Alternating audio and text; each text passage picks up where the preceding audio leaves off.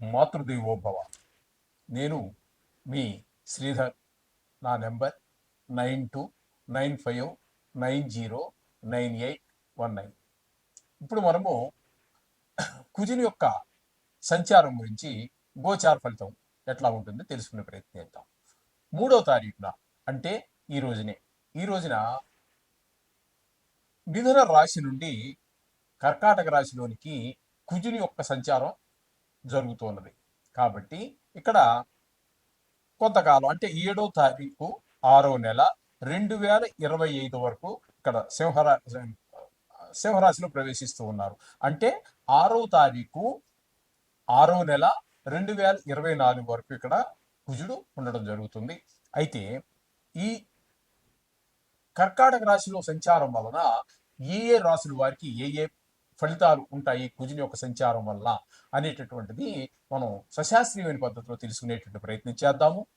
దీంట్లో అతిశయక్తులు ఏమీ ఉండవండి. నా పైత్యం కానీ, నా కవిత్వం కానీ, నా ఆలోచనలు కానీ దేనికి మీకు ఇందులో చూపించడం జరగదు. యథార్థం ఎంతవరకు ఉందో అంతవరకే చెప్పచ్చు. అలా అని చెప్పి మిమ్మల్ని భయభ్రాంతులు చేసేసి డబ్బులు ఖర్చు పెట్టించే ప్రయత్నం ఉండదు. దీనివల్ల శాస్త్రం ఎంతవరకు చెప్పింది అంతవరకు చెప్పడమే జరుగుతుంది. అయితే ఇక్కడ గోచార ఫలితాలు ఎప్పుడు కూడా ఏ విధంగా ఉంటాయి అంటే, ఏ రాశిలో సంచారం చేస్తున్నారో ఆ రాశిలో సంచారం చేసినప్పుడు ఏ విధమైన ఫలితాలు ఉంటాయి అనేటటువంటిది ఉంటుంది. ఈ నెక్స్ట్ చాలా మంది దీన్ని ఉటంకించటం లేదు. మన జ్యోతిష్య మిత్రులు వారికి అందుచేత ఆ విషయాన్ని కూడా మీకు నేను తెలియపరచాలని అనుకుంటున్నాను. అందుచేత ఇక్కడ జన్మ రాశి నుంచి 1, 6, 11 స్థానాల్లో కనుక ఈ యొక్క ఏ గ్రహం అయితే గురించి మనం చెప్పుకుంటున్నామో ఆ గ్రహం సంచారం చేస్తూ, ఇప్పుడు మనం కుజ గ్రహం గురించి మనం చెప్పుకుంటున్నాం. మిథున రాశి వారికి కుజుని యొక్క సంచారం కర్కాటకంలో జరుగుతోంది. అంటే ద్వితీయ స్థానంలో జరుగుతోంది. కాబట్టి ద్వితీయ స్థానంలో ఏ విధమైనటువంటి ఫలితాలు ఇస్తాడు అనేటటువంటి దాన్ని మనం సశాస్త్రీయమైన పద్ధతిలో తెలుసుకునే ప్రయత్నం చేద్దాము. ఇందులో అతిశయోక్తులకి తావు లేదు.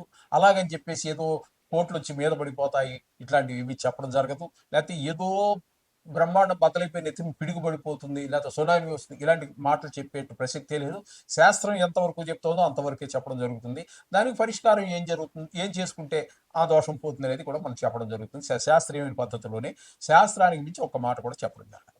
అయితే ఇక్కడ వృషభ రాశి వారికి కనుక మనం తీసుకున్నట్టయితే కర్కాటకంలో సంచారం చేస్తున్నారు కాబట్టి ఇది ద్వితీయ స్థానంలో సంచారంగా మనం పరిగణలో తీసుకోవాలి.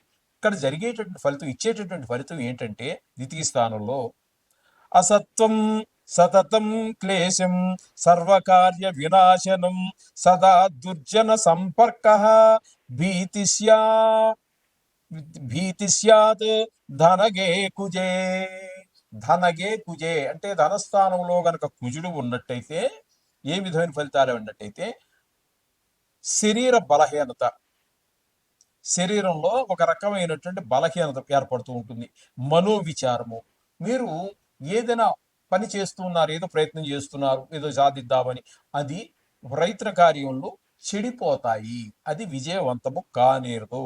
నీచులతో సహవాసము, మంచివాడితో స్నేహం చేయకుండా చెడ్డవాడితో స్నేహం చేయవలసి రావచ్చు. ఇది చేత కొంత భయం కూడా కలగవచ్చు.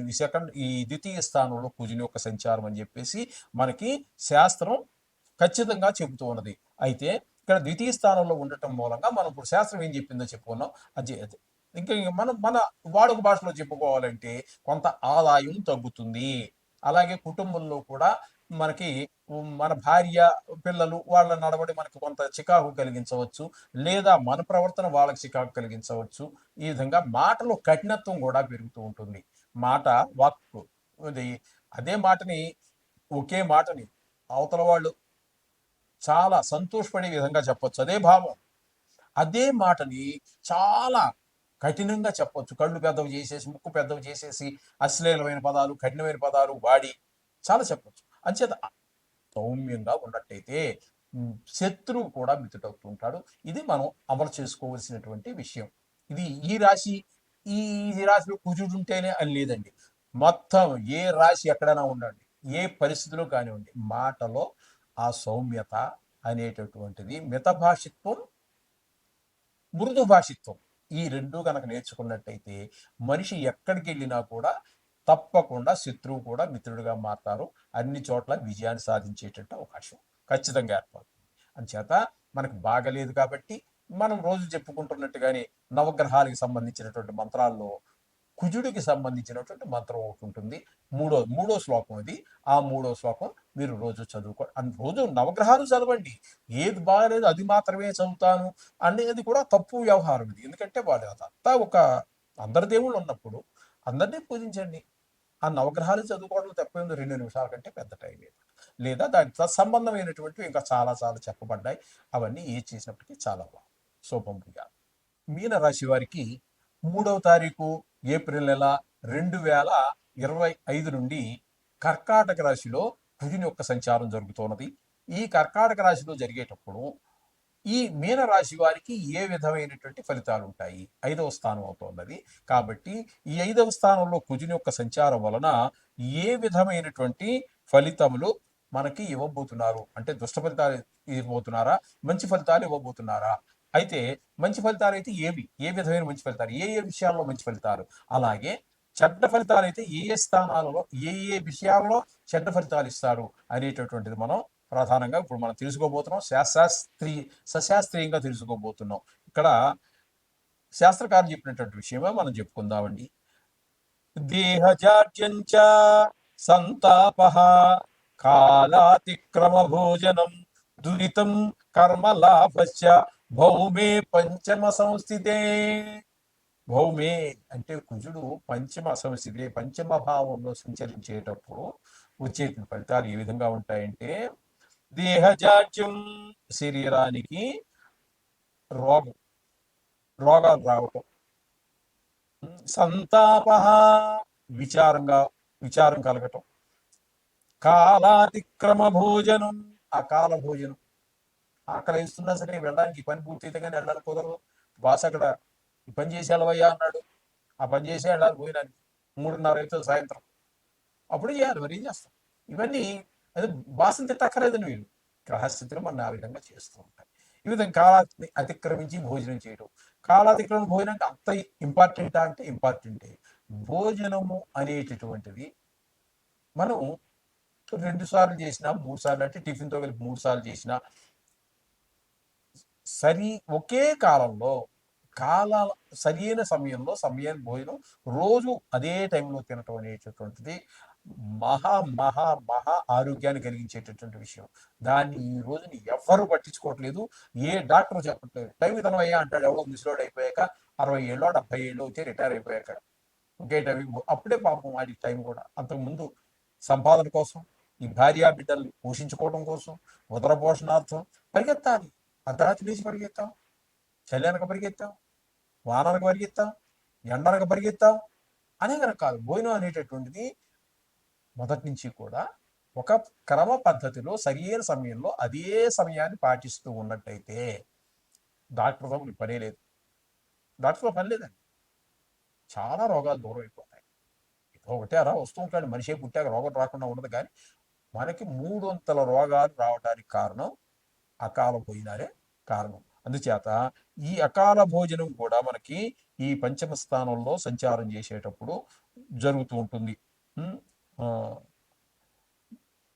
దురితం పాపకార్యాలన్నీ చేయడానికి, కర్మలాభస్య అంటే పాపకార్యాలు చేయడానికి ఈ చేయటం అనేటటువంటిది కూడా మనం ఈ ఈ విధమైనటువంటి పంచమ స్థానంలో కుజుని యొక్క సంచారం వల్ల జరుగుతూ ఉంటుందని చెప్పేసి స్థానంలో కూడా మనకి కుజుడు శుభ ఫలితమును ఇవ్వటం లేదు. కాబట్టి ఈయన్ని కూడా మనము ప్రతిరోజు స్మరించుకుంటూ ఉండటము 2 నిమిషాల పాటు ఆయన కోసం కేటాయించినట్టయితే దేవతలందరూ కూడా అల్ప సంతోషులండి. ఇప్పుడు మనం చేసేవి వాళ్ళు అడగడం చాలా చేస్తున్నాం,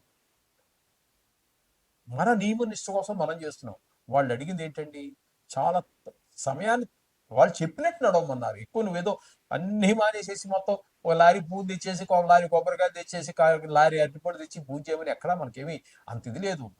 భక్తి ప్రధానంగా దేవుని ప్రార్థించండి. మన నడవడిక ధర్మ మార్గంలో ధర్మ, అర్థ, కామ, మోక్ష చతుర్విధ పురుషార్థాలు ఇవి. ధర్మంగా నడవండి. అర్థం అంటే ధనం, ధనం కూడా ధర్మంగా మొదట ఉన్నటువంటి ధర్మం అనేటటువంటిది ఈ అర్థం సంపాదించినప్పుడు అంటే ధనాన్ని సంపాదించినప్పుడు కూడా అక్రమ మార్గం పని చేయదు. అది విషంతో సమానం. అంచేత అది కూడా ధర్మంగా సంపాదించు. ధర్మ, అర్థ, కామం అది కూడా ధర్మంగానే ఉండాలి. నేను దానికోసం పుట్టాను చెప్పి విచ్చలవిడి స్వేచ్ఛ చండాల పనులన్నీ చేసినట్టయితే మహాపాతకాలు చుట్టుకుంటాయి. ప్రస్తుతం అర్జెంటుగా రోగాలు చుట్టుకుంటాయి, తర్వాత మహాపాతకాలు చుట్టుకుంటాయి. అర్ధ కామ మోక్ష, అర్ధ కామ మోక్ష, ధర్మ, అర్ధ, కామ, మోక్షం అనే దానికి మీరు ఏ ప్రయత్నం చేయక్కర్లా. ఈ మొట్టమొదటి చెప్పారు చూడండి, ధర్మ, అర్ధ, కామ. ఈ ఈ మూడు కూడా ఈ ధర్మాన్ని అన్వేషించి ధర్మాన్ని అర్థం డబ్బులు సంపాదించడం ధర్మంగా, కామం కూడా ధర్మంగా ఉన్నట్టయితే మోక్షం గురించి నువ్వేం చేయక్కర్లా. అది నీకు బోనస్, మీకు బోనస్ అది.